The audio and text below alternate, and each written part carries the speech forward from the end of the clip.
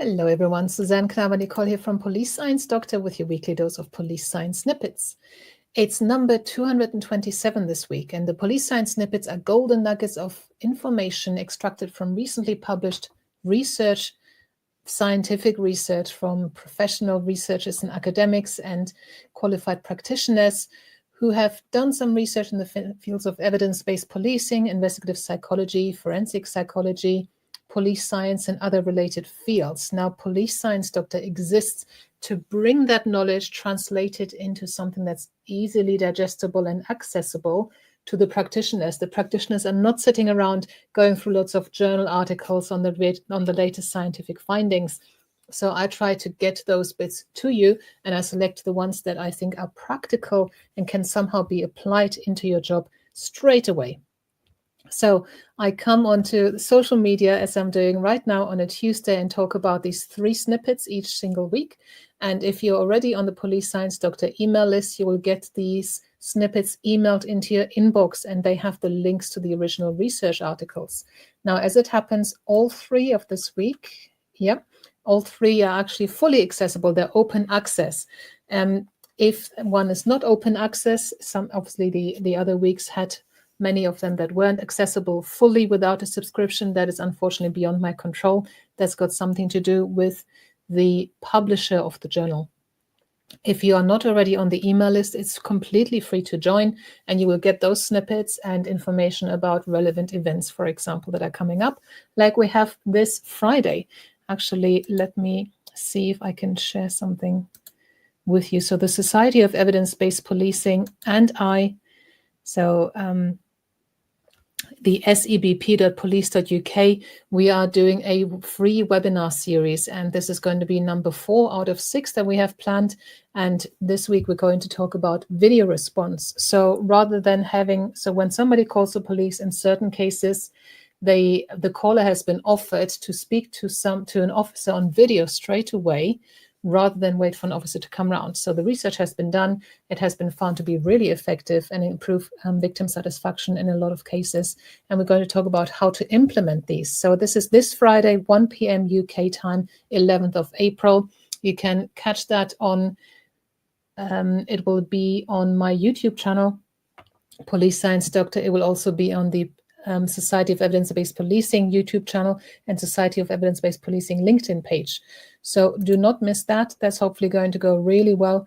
The other 3 webinars we've already done were also really, really useful. And everyone who joins live is able to submit questions to the panel. So there'll be a panel of experts who have done some implementation on this. So getting back to the snippets, the first one this week is about corporal punishment. Corporal punishment has been widely accepted to have adverse effects on children in childhood. However, less is known about its distal effects further on in the future.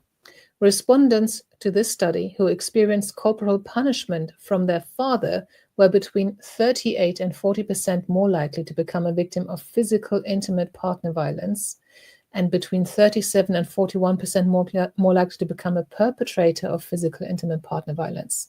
There was no evidence of an association between corporal punishment by mothers and adult physical intimate partner violence victimization and perpetration.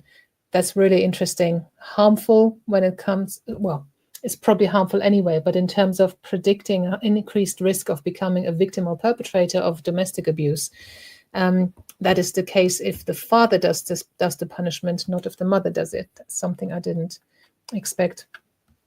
I would have thought it would be maybe equally bad for both. The second snippet for this week is about mental health and police at universities.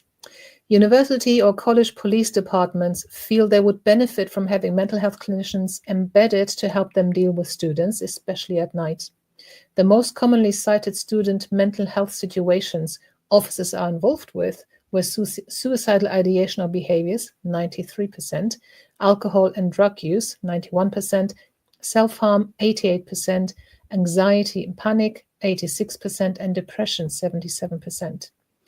Though 64% of respondents reported being overwhelmed at times by student mental health needs, paradoxically, only 5.5 hours of annual campus police training was devoted to this topic, guys, that's the main thing you're dealing with in terms of, well, so that's only out of mental health calls, but a lot of the situations police have to deal with at universities are about mental health, so they need better training. And the third and last snippet for this week are about concerns about body cameras, the body-worn videos that officers carry. Despite the substantial contact police have with survivors of violence against women, empirical accounts of survivors' perceptions of police use of body video cameras are limited. Survivors' concerns fell into three main areas. One is the fear of body-worn video capturing trauma responses that could be used against survivors. 2, body-worn cameras decreasing survivor comfort and reporting. And 3, body-worn cameras re-victimizing survivors and contributing to survivors' loss of control. The findings reveal concerns that police can work on to address and to avoid survivor-police relations being deteriorated by police use of body-worn cameras. Obviously, evidentially, that can be really, really positive, but what you don't want to do is to damage the relationship between the attending officer and the victim who's trying to make disclosures, and you need a sense of rapport and trust for that. So hopefully there was something of use to you in there. If not, obviously you guys have a lot of different jobs, and I can't always cater to them all every week because there's only 3 snippets each week. But what you can do, if you're on the Police Science Doctor email list, or you get yourself onto the list, you will be sent an email with a password, and that password gets you to the read page from reading on the Police Science Doctor website, which is policesciencedr.com. And on there, you'll find all the previous 226 snippets PDFs with 3 snippets each. And hopefully amongst those, you'll be able to find something that is relevant to your particular current role.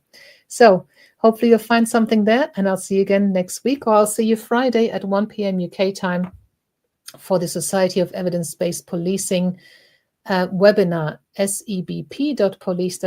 To register, it's a free event, but do register because you'll get sent a briefing document that tells you about video response. And after the event, you'll be sent a summary document of what the panel was saying. So I'll see you Friday, hopefully at the webinar, and then I'll see you again next Tuesday for the snippets. Bye-bye. Thank you for watching. I hope you found this content useful. You can get access to each episode's transcript with key learning points, timestamps, and references if you get yourself onto my mailing list. Just go to the main website on policesciencedoctor.com, and on the bottom of each page you will find a sign-up form for notifications of new content. Just enter your first name, your preferred email address, and the type of organization you work for. You will not get any spam. This is just for me to let you know about new content and for you to get access to all the transcripts.